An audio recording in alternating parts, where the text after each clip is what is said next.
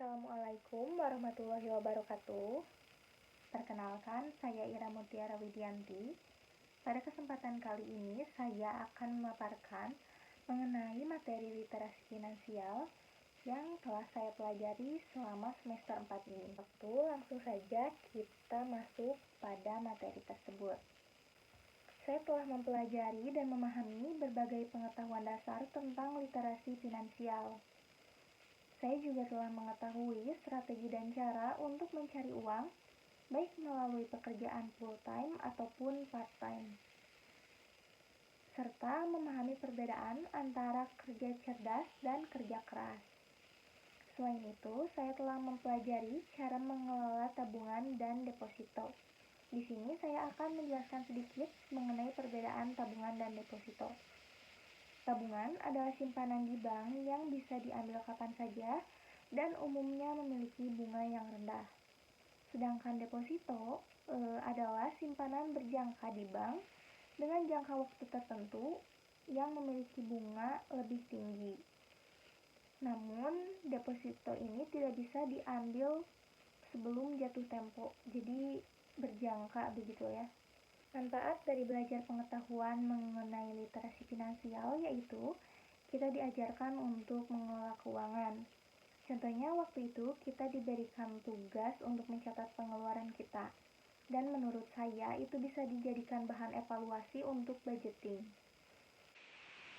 Berikut adalah reksadana pasar uang dengan return tertinggi selama 3 tahun terakhir.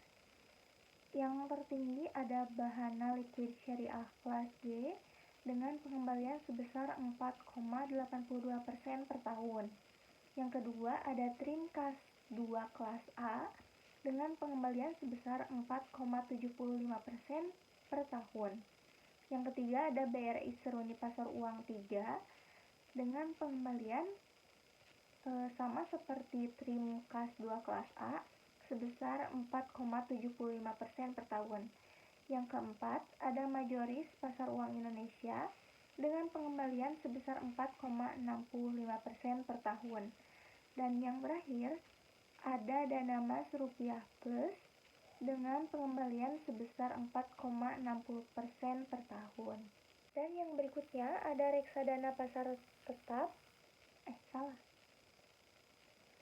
Dan yang berikutnya ada reksadana dengan pendapatan tetap dan pengembaliannya tertinggi selama 3 tahun terakhir. Yang pertama ada Star Stable Income Fund dengan pengembalian sebesar 34,9%. Karena kita telah menyadari betapa pentingnya asuransi untuk masa depan, di sini kita akan menjelaskan mengenai asuransi yang dapat melindungi sebuah kehidupan keluarga. Yang pertama ada asuransi kesehatan. Contoh mitranya bisa dari Allianz, Prudential, atau Aksa Mandiri. Manfaat dari asuransi kesehatan ini yaitu menanggung biaya perawatan medis, baik rawat inap maupun rawat jalan, termasuk obat-obatan dan operasi. Selanjutnya ada asuransi jiwa. Contoh mitranya ada Manulife dan Generali.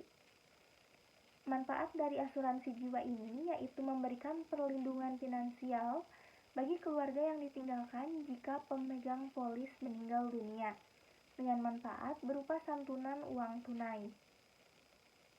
Selanjutnya ada asuransi pendidikan.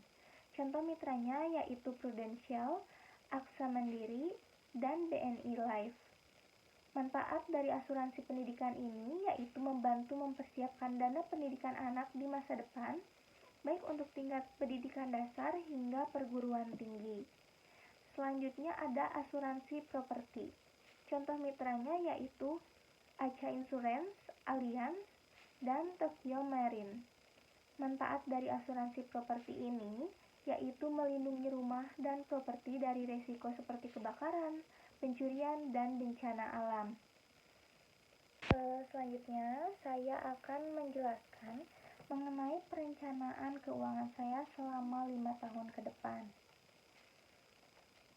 Untuk 1-2 tahun ini, saya berada di tahap mencari uang dengan cara kerja full time dengan pendapatan sebesar 2 juta rupiah dan budgetingnya itu seperti ini.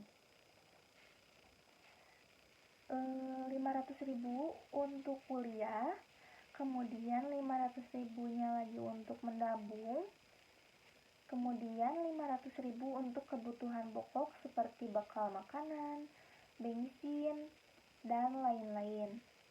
Dan sisa 500.000-nya lagi itu untuk wisuris atau dikasihkan ke orang tua. Setelah lulus kuliah, rencananya saya ingin mencari pekerjaan yang gajinya itu di atas 4 juta. Rencananya begitu ya. Di targetnya seperti itu. Kemudian untuk budgetingnya itu seperti ini. 1 juta untuk menabung, investasi. 1 juta lagi untuk menabung. Contohnya kita memiliki keinginan untuk menikah. Jadi tabungannya untuk menikah ceritanya. Kemudian 500.000 untuk orang tua, 500.000 untuk kebutuhan pokok, 500.000 untuk dana darurat, dan sisa 500.000-nya lagi itu untuk kebutuhan tersier. Misalnya kita ingin menyicil sesuatu atau misalkan cuma sekedar check out Shopee. Baik, itulah yang telah saya pelajari selama semester 4 ini dan itulah gambaran rencana keuangan saya untuk 5 tahun ke depan. Terima kasih telah menonton. Mohon maaf bila ada salah kata dan kekurangan. Wassalamualaikum warahmatullahi wabarakatuh.